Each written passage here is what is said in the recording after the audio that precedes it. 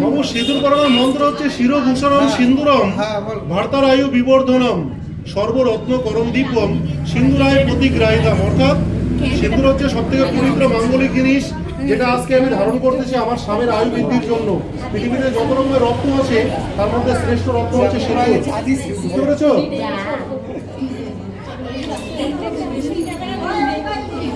হয়ে গেলে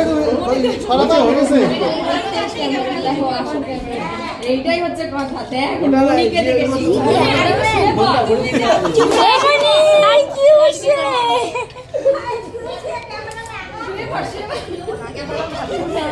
হয়েছে?